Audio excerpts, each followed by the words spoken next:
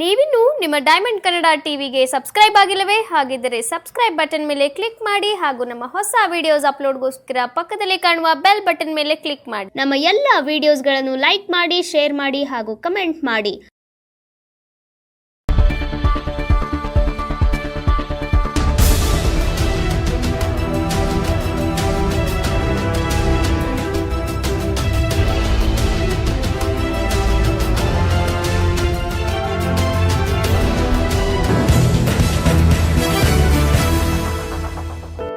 ಮಂಡ್ಯ ನಗರದ ಜಿಲ್ಲಾ ಆಸ್ಪತ್ರೆ ಆವರಣದಲ್ಲಿ ಮಮತೆಯ ಮಡಿಲು ಟ್ರಸ್ಟ್ ರವರ ವತಿಯಿಂದ ಮದ್ದೂರಿನ ಖ್ಯಾತ ಪುರೋಹಿತರು ಆಗಮಿಕರು ಆಗಿರುವಂತಹ ಡಾಕ್ಟರ್ ರಾಘವೇಂದ್ರ ರವರ ಹುಟ್ಟು ಹಬ್ಬದ ಆಚರಣೆ ಅಂಗವಾಗಿ ಹೊರ ರೋಗಿಗಳಿಗೆ ಉಚಿತವಾಗಿ ಊಟ ವ್ಯವಸ್ಥೆಯನ್ನು ಮಾಡಲಾಯಿತು.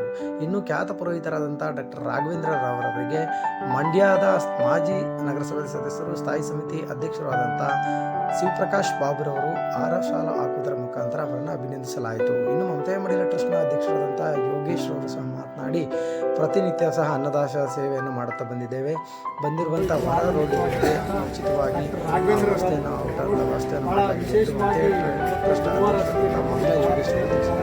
ಇನ್ನು ಡೈಮಂಡ್ ಕನ್ನಡ ಟಿವಿ ಮುಖ್ಯಸ್ಥರಾದ ಡಾಕ್ಟರ್ ನಮ್ಮ ಆತ್ಮೀಯರಾಗಿದ್ದಾರೆ. ಜ್ಯೋತಿಷ್ಯ ಶಾಸ್ತ್ರದಲ್ಲಿ ಇದ್ದಾರೆ. ಮಾಡುವಂಥ ಪೂಜೆ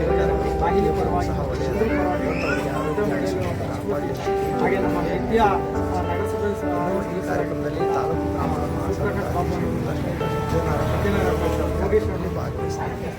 ಡೈಮಂಡ್ ಕನ್ನಡ ಟಿವಿ ನಡೆಸಿದಂಥ ಗೌರವಾನ್ವಿತ ಸತ್ಯನಾರಾಯಣ್ ಸರ್ ಕೂಡ ನನ್ನ ಪ್ರೀತಿಪೂರ್ವಕವಾಗಿ ಕಾರ್ಯಕ್ರಮಕ್ಕೆ ತುಂಬ ಹೃದಯದ ಸ್ವಾಗತವನ್ನು ಬಯಸ್ತೇನೆ. ಜನರಿಂದ ಜನರಿಗೆ ನೆರವಾಗಬೇಕು ಅಂತಕ್ಕಂಥ ಆಶಯವನ್ನು ನಮ್ಮೊಟ್ಟಿಗೆ ಒಂದು ಸಂಪರ್ಕ ಸೇತುವೆ ಕರ್ತವ್ಯ ನಿರ್ವಹಿಸಿರ್ತಕ್ಕಂಥ ನಗರಸಭೆಯ ಮಾಜಿ ಸದಸ್ಯರಾದಂಥ ಹಾಗೂ ಸ್ಥಾಯಿ ಸಮಿತಿಯ ಮಾಜಿ ಅಧ್ಯಕ್ಷರಾದಂಥ ಪ್ರೀತಿಯ ಶಿವಪ್ರಕಾಶ್ ಬಾಬು ಅವರಿಗೆ ಪ್ರೀತಿಪೂರ್ವಕವಾಗಿ ಸ್ವಾಗತ ಮತ್ತು ಧನ್ಯವಾದಗಳನ್ನು. ಬಂಧುಗಳೇ, ಮಮತೆಯ ಮಡಿಲು ಯಾವತ್ತೂ ಕೂಡ ಜನರಿಂದ ಜನರಿಗೆ ನೆರವಾಗ್ತಕ್ಕಂಥ ಒಂದು ಒಳ್ಳೆಯ ಕಾರ್ಯಕ್ರಮವನ್ನು ನೆರವೇರಿಸ್ಕೊಂಡು ತಮಗೆಲ್ಲರೂ ಕೂಡ ಭಾಗಿದಾರಾಗಿರ್ತಕ್ಕಂಥ ತಮಗೆಲ್ಲರೂ ಕೂಡ ನನ್ನ ಪ್ರೀತಿಪೂರ್ವಕವಾಗಿ ಗುರುವಾರದ ಸಂಜೆಯ ಈ ಕಾರ್ಯಕ್ರಮಕ್ಕೆ ಅವರು ದಾಸೋಹದಾನಿಯಾಗಿದ್ದಾರೆ. ಅವರನ್ನು ಪ್ರೀತಿಪೂರ್ವಕವಾಗಿ ಸ್ವಾಗತ ಮತ್ತು ಧನ್ಯವಾದಗಳನ್ನು ಅರ್ಪಿಸುತ್ತೇನೆ. ಮದ್ದೂರಿನ ಪುರಾತನ ದೇವಾಲಯಗಳಲ್ಲಿ ಒಂದಾದಂಥ ಶ್ರೀ ಕಾಶಿ ವಿಶ್ವನಾಥ ದೇವಾಲಯದ ಪ್ರಧಾನ ಅರ್ಚಕರು. ಇವತ್ತು ದೈವತ್ವ ಎಲ್ಲವೂ ಕೂಡ ಅಗೋಚರ ಶಕ್ತಿನೇ ದೇವರು.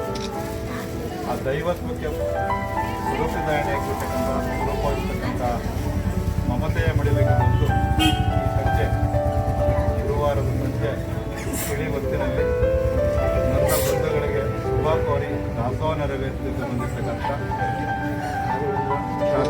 ರಾಘವೇಂದ್ರ ಗುರೂಜಿ ಅವರಿಗೆ ನಾನು ಪ್ರೀತಿಪೂರ್ವಕವಾಗಿ ಮಮತೆಯ ಮಡಿಲಿಗೆ ನಾನು ತುಂಬ ಆತ್ಮೀಯತೆಯಿಂದ ಬರಮಾಡಿಕೊಂಡು ಸ್ವಾಗತವನ್ನು ಕೊಡ್ತೇನೆ.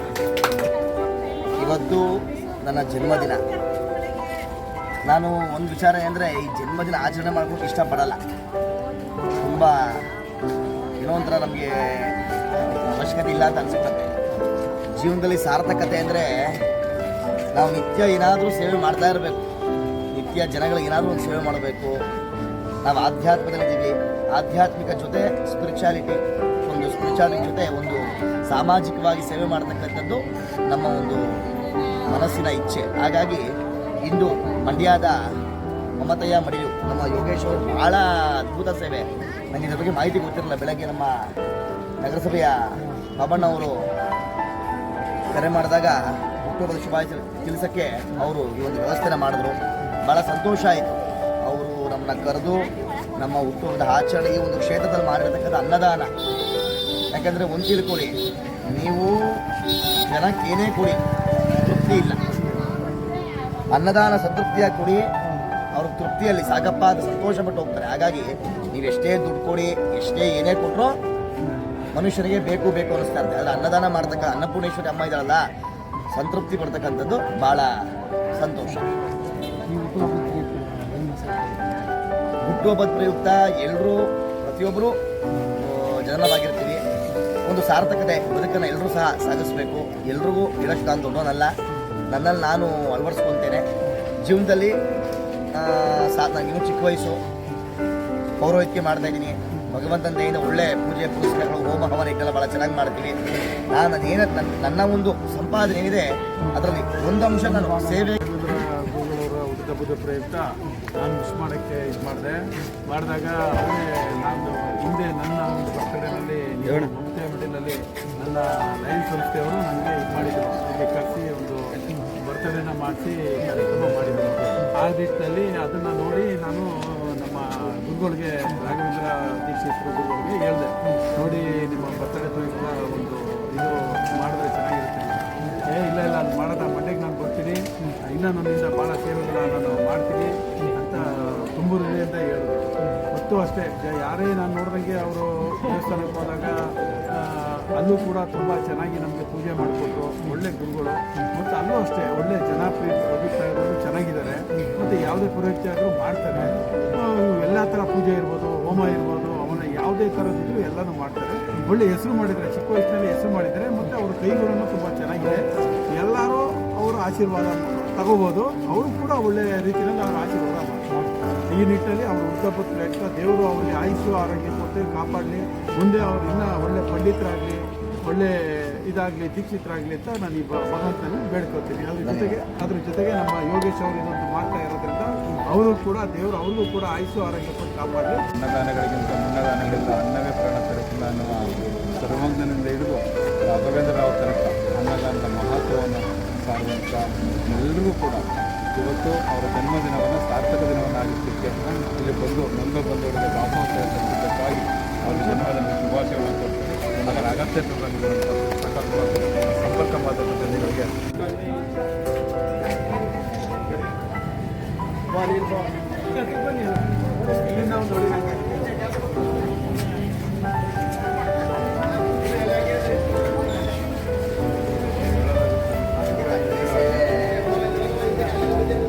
ಯಾವುದೇ ಸೇವೆ, ಈ ಸೇವೆ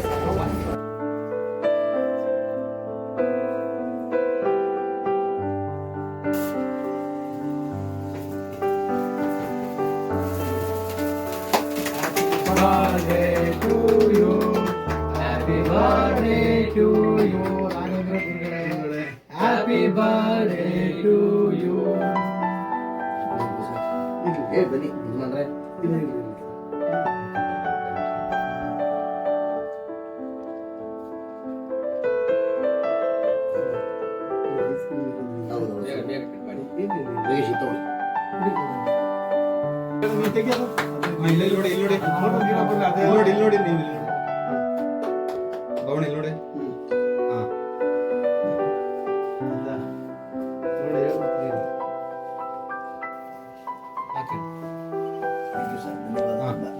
ಪ್ರಕಾಶನ ಕಡೆ ತಿರುಗಿ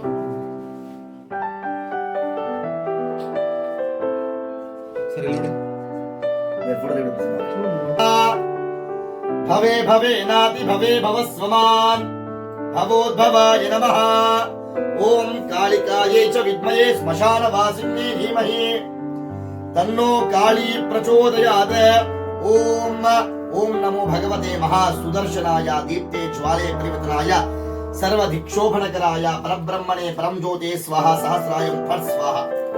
ಕಾಶಿ ವಿಶ್ವನಾಥ ಸ್ವಾಮಿ, ಉಗ್ರನರಸಿಂಹ ಸ್ವಾಮಿ, ಕುಲದೇವತಾ, ಗ್ರಾಮದೇವತೆ, ಇಷ್ಟದೇವತಾ ಅನುಗ್ರಹ ಸಿದ್ಧಿರಸ್ತು. ಎಲ್ಲ ಒಳ್ಳೆದಾಗ್ಲಿ.